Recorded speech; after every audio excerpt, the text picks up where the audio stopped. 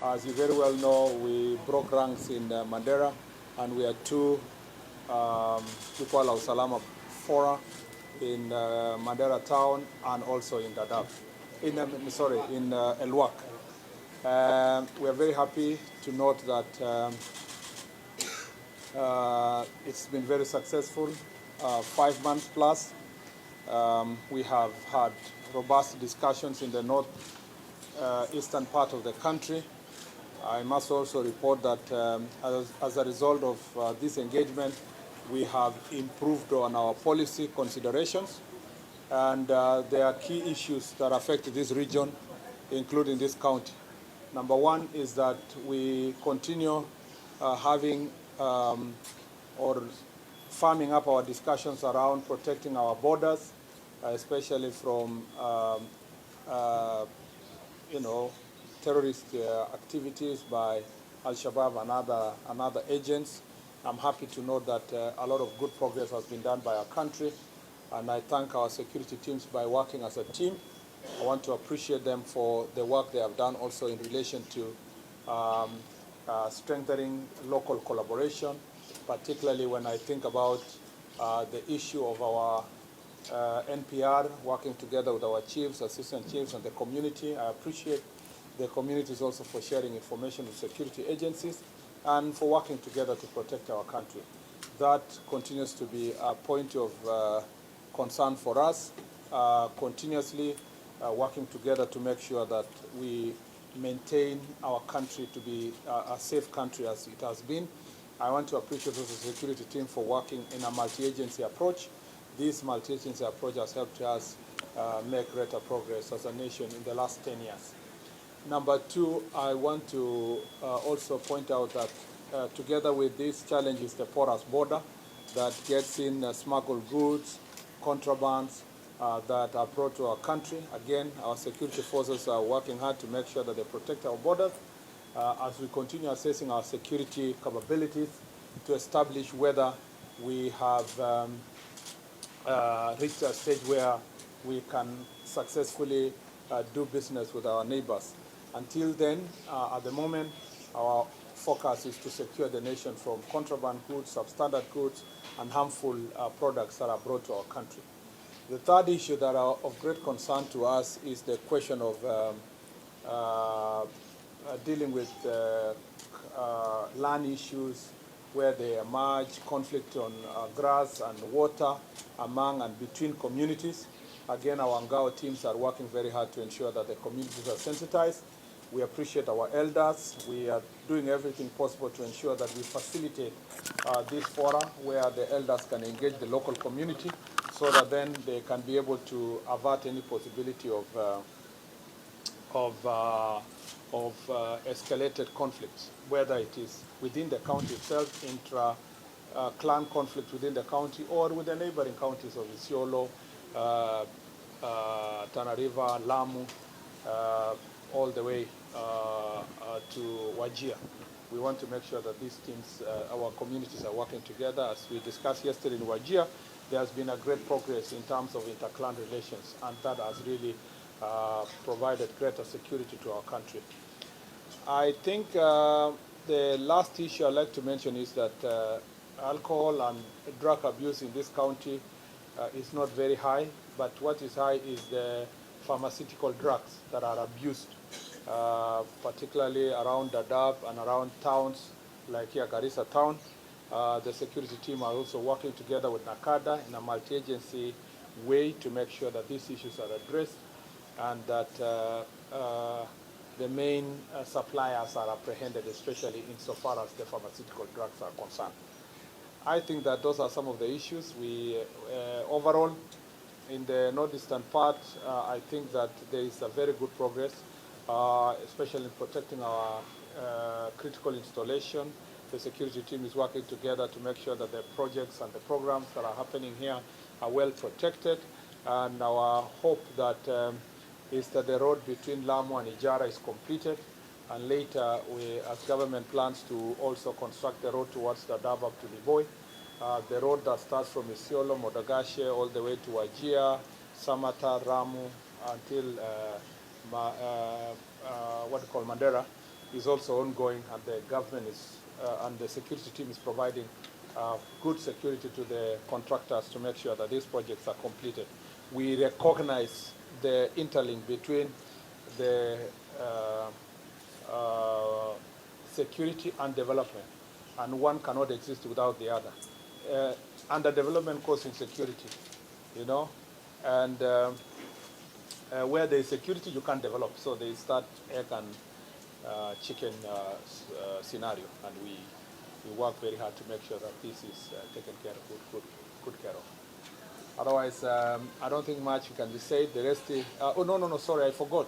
The biggest issue here also we are following up is the question of refugees. The Dadaab refugee camp is facing severe challenges thanks to the reduction of global support, particularly from the United States, the USAID, and that has really put a lot of pressure insofar as managing the refugees is concerned, with reduction of food ratio. This poses a great challenge in terms of security sector and the management of refugee affairs. The discussion is not going on implementation of the Shirika plan. There was commitment by development partners that they would support Shirika plan by ensuring that it's integrated development. Dadaab now is a municipality, and the plan is to ensure that the Shirika plan is properly implemented. Our desire is to work together with the local community, county government, to see that the people of Kenya are getting commensurate development commensurate to the sacrifice they have made in hosting refugees, but also that the refugees are going to be allowed to access facilities that are shared with the local community, so that none of them will think that they are less developed than the other.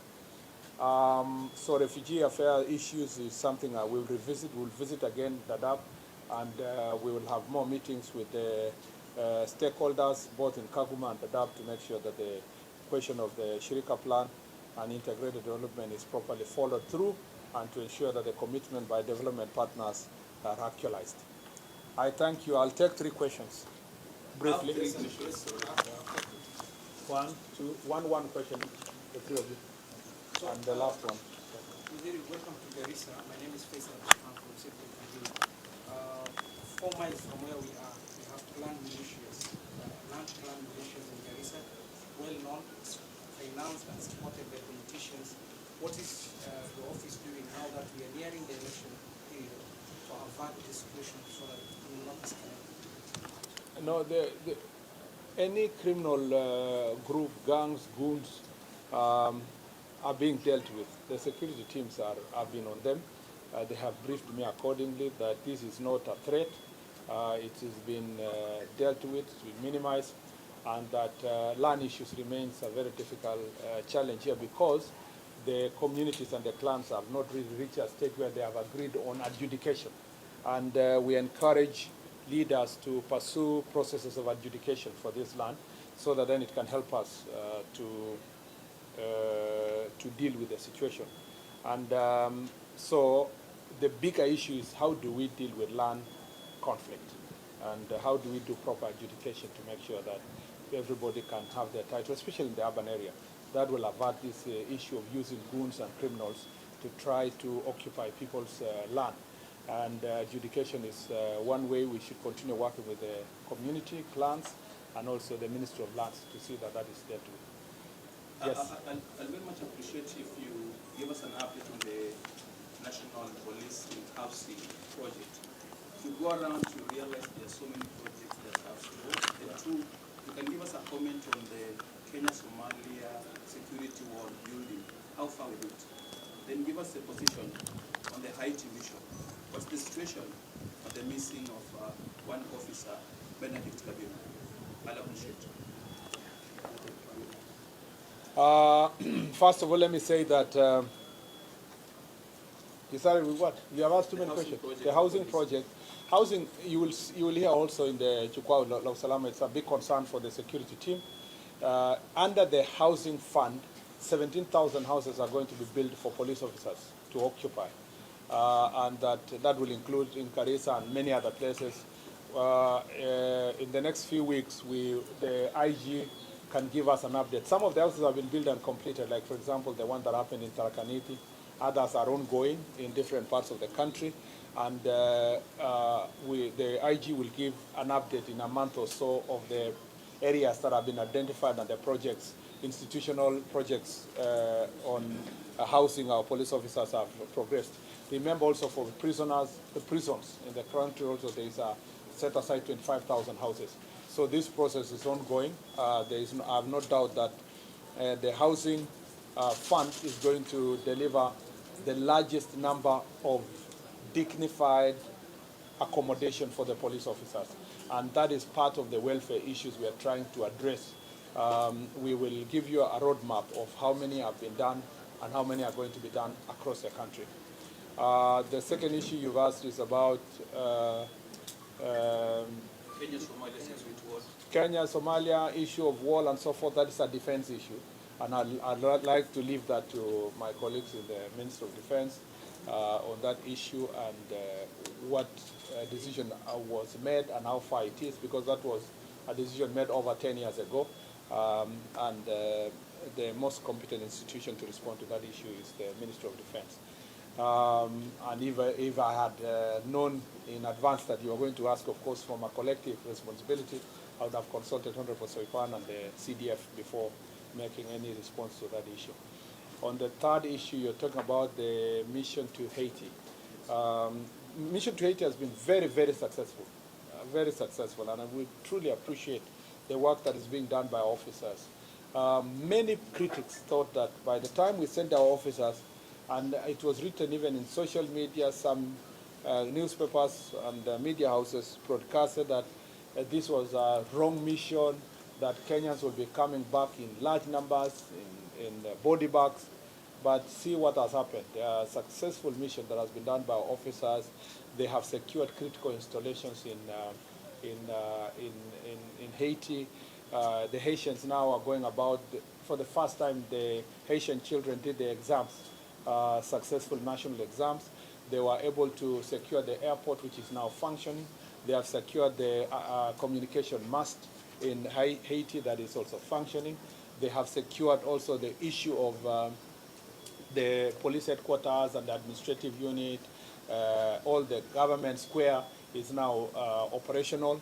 And that the gangs, the leaders of the gangs, who are very terrible, are now in hiding, thanks to the work that has been done by our security forces. And imagine, this is just a small portion of the 2,500 forces that were promised. Kenya contributing over 700. And for that reason, the president is in New York, and he has been making a case of UN properly backing the security mission in Haiti and ensuring that the Haitian people can enjoy the relative peace they have enjoyed now across the country with greater support. The promises that were made by development partners and friends were not delivered to the level that we require. Unfortunately, in that mission, we lost three of our officers. One of whom is Mr. Benedict Kabiru. Mr. Kabiru lost his life in unfortunate circumstances that were actually not directly related to the shooting by those people.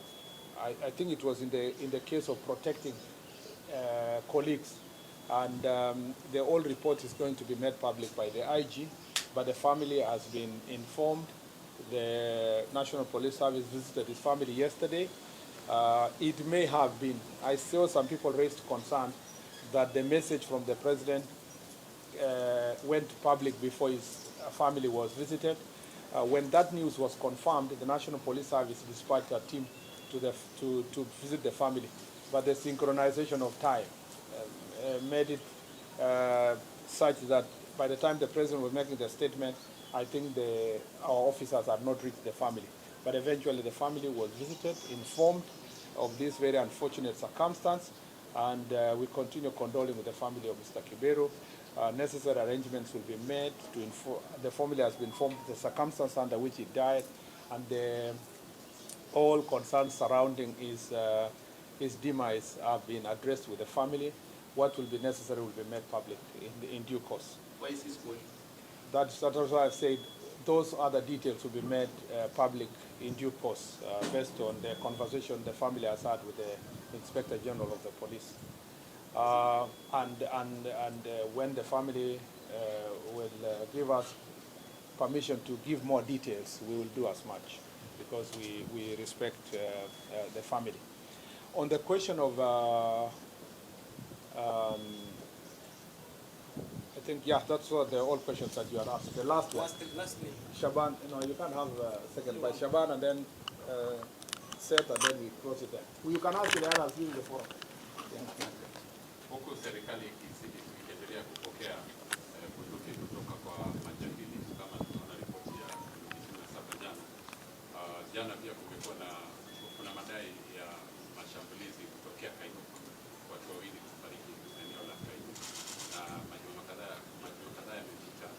Shule ya sekondari ya Kainuku pia ilivamiwa na bomu kufunguliwa.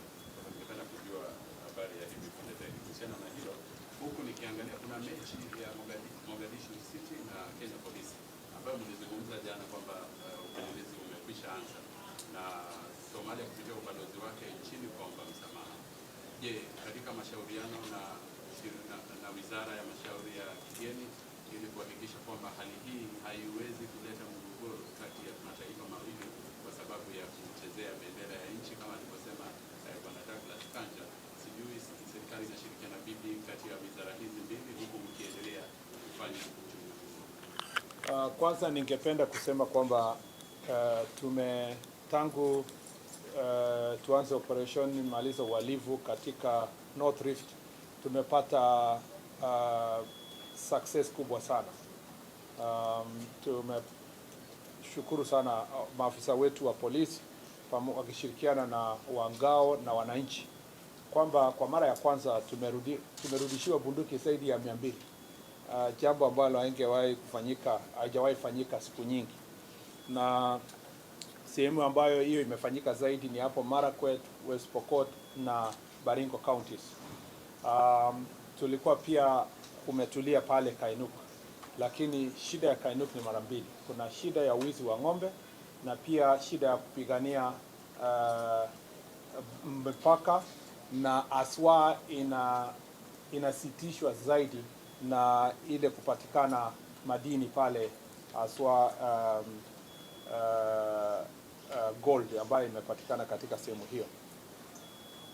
Kwa hivyo ningependa kusema kwamba hiyo 3 complex issues, mambo ya gold, mambo ya wizi wa ng'ombe na mambo pia ya kupigania mipaka, ndio inarudisha uhasama kati ya jamii mbili ambazo wanaishi karibu na Kainuku. Kwa sababu hiyo imechipuka hivi majuzi, IG ametuma tayari timu yenye inaangalia hiyo maneno, na tutaongeza askari wa kufanya operesheni upande huo. Tutakapomalizana na kazi ambayo tunafanyika pale hapo Elgeyo Marakwet, West Pokot na Baringo, hiyo itasonga zaidi ifikie sehemu za Aro Sub-County, sehemu za Central, sehemu ya Amolel mpaka Kainuku pale. Na tunataka kuwahimiza viongozi waendelee kushirikiana na polisi kuhakikisha kwamba wale ambao wanalete shida kati ya jamii wameshughulikiwa. Na pia Wizara ya Madini tunajaribu kuwasiliana nao kuona kwamba wale wanafanya biashara ya madini sehemu pale pia wako na leseni ya kutosha na wanaangaliwa, ndio wengine wasitumie majangili kujaribu kuwatisha wenzao kwa minajili ya kujipatia riziki yao ama kwa ubinafsi wao wenyewe. Kwa mambo ya mpira kati na ile kuharibiwa ama kukanyakwa na kuchezewa bendera ya Kenya, ningependa kusisitiza ya kwamba hiyo jambo sio kati ya Kenya na Somalia. Hiyo ni jambo ya kati ya authorities ya Kenya na Wakenya na wenye wamekosea. Hao wawili watatu ni hao binafsi na watachukuliwa hatua ya kisheria kibinafsi. Haikuwa serikali ya Somalia na haikuwa watu wote wa Somalia. Na hatutaki watu pia wa generalize kusema kwamba mtu mmoja akifanya makosa nchi mzima imefanya makosa. Kuna Wakenya pia katika nchi zingine wanakosea na wanachukuliwa hatua ya kisheria kibinafsi, sio kama Kenya. Na kuna Wakenya wanakikosea huko nchi za nje wanapitia njia za kisheria, kama vile si wa Somalia peke yake wamekosea hapa Kenya. Tuko na watu wa kutoka taifa mbalimbali wanafanya makosa tofauti tofauti. Tunapata wengine na madawa ya kulevya, tunapata wengine wanafanya biashara bila leseni, wengine wanafanya makosa. Tunawachukulia hatua kibinafsi, sio kama nchi ambazo wanatoka. Na kwa hivyo tuna uhusiano nzuri sana na nchi ya Somalia. Kuna mawasiliano mazuri kati ya ubalozi wa Somalia nchini Kenya na serikali ya Kenya, na hakuna wasiwasi wowote. Mchezo ambao utachezwa tena pale Ulinzi Stadium itakuwa ni mchezo itakuwa mchezo ambao itakuwa ni mashindano mazuri. Hakuna haja kupigia watu kelele, sitaki kukubali. Nataka niwaombe wa Kenya, hakuna mtu tusijaribu kuja kupigia kelele watu nchi ya Somalia ama mafans wa ile timu yenye inatoka Somalia. Tukue as Kenyans tumekuwa always, hata kwa CHAN tulikuwa tumerise above sectarian small issues, na hiyo sio kitu. Watu wawili watatu ni watoto, haitawahi kuwa ni kisingizio tutatumia kujaribu pia kufanya mabaya kwa jirani. Tuko na uhusiano mwema sana na nchi ya Somalia, na inafaa tuendelee pamoja kujenga huo uhusiano, na authorities kama vile IG alisema jana wanashughulikia wale ambao walihusika na kitendo hicho. Asante sana. Ya mwisho. Thank you so much. You've answered part of the question I wanted to ask about. There is seeming tension ahead of that match. Kenyans, most of them are very angry, and they feel that now they need to go and retaliate over what will happen to the flag, and you mentioned that. The second one, let me just take you back to Haiti. Do you think maybe Kenya was misled by the Biden administration into going to Haiti? Because the president, when he took to the podium at the UN Assembly, he did mention the difficulties this nation has encountered, including improper infrastructure, old vehicles that have now exposed the mission there, the personnel there, that also involved Kenya's casualty. Do you think, from where you sit, maybe the Haiti mission was ill-advised? First, let me say that, just for emphasis, that the match between the team from Somalia and Kenya is a football match, and football brings people together. It's not supposed to create conflict. And there is nothing for Kenyans to revenge against Somalia, because Somalia has not wronged any Kenya. The two young men who are involved in that act of desecration of our national flag are personally responsible. The government and the people of Somalia are not responsible at all. And since Kenyans have always risen above such issues, I believe that the match will concentrate on the competition and fostering unity and showing leadership as the people of Kenya, than to go and quarrel with innocent citizens and innocent country in Somalia over two young people that the IG has promised that they are being dealt with according to the law. So I don't want us to also expand this discussion beyond what it means. It just means two young people who are totally misguided, and where the law will apply on them. These issues, just leave it to the IG and the authorities to deal with it, and we focus on the match. There's nothing to revenge against. There's no one to revenge against. The person who would have revenge against are being taken through the legal process by the IG and the National Police Service, and then the whole process that will end soon. On the Haiti mission, I think the greatest success in Haiti mission is that Kenya, for the first time, unlike any other missions before, have demonstrated that the Haitians can be liberated from the problems of gangs. It can be done. It has been done. The success that we have demonstrated in a very short time means that if the world is committed by providing resources, putting their money where their mouth is, by putting resources, both human and equipment, I think that Haiti can be liberated in a very short period of time. So the greatest success is that Kenya, it took Kenya, and it took leadership of President William Ruto for us to go to Haiti and demonstrate to the world that it is possible to liberate Haiti from gangs.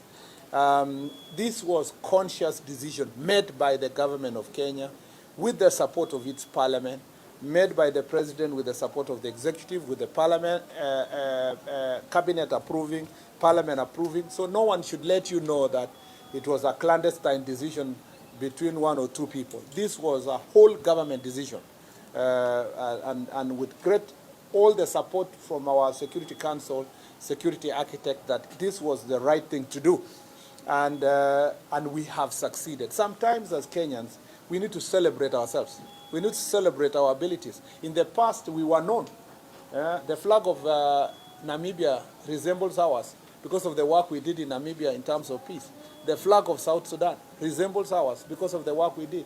We've done peace missions in Sierra Leone. We went to Kosovo and many other places. And that's how brand Kenya has been built as a nation. That's why we continue getting certain support in agendas that we have in international community because of the work that we've done in other countries. So Haiti mission has restored the leadership of Kenya in the region as a country that is known for peace and that is known for humanity. That mission has been successful to that extent. Were we misled? No. We just want to put it this way, that if everybody had kept their promise, I think we've made a greater progress. And our expectation is that during or after this UN session of this year, there's going to be a robust framework with clarity of vision on the numbers and the resources that is going to support our team and other teams that can be brought to the mission so that they can be able to liberate Haiti. If there is something I look forward to is that once our officers come back after this great mission, the experience they have also received, they are going to come and help us to better our police operations. And some of those junior officers that are now providing leadership in Haiti, I can't just imagine how the experience they are getting is going to help them serve this country better as they rise in ranks and become leaders in the National Police Service in the future. So this also experience that they have gotten is going to be invaluable when they come back to the country in terms of plowing back using that experience for the betterment of our country. Asanteni sana. 1 minute. Tuonane jukwaa hili. My name is Aisha. I'm acting female journalist here in Garissa County. I took it because it is you. Yeah, thank you. And mine, I don't have question to ask. Mine is welcome here in Garissa. Thank you. Home of well hospitality and the beautiful of Garissa County. Thank you. Thank you and welcome. Which media house do you work? I'm a freelancer. You're the only one who has welcomed me. All these people are welcome. Thank you very much. Thank you. Asante sana.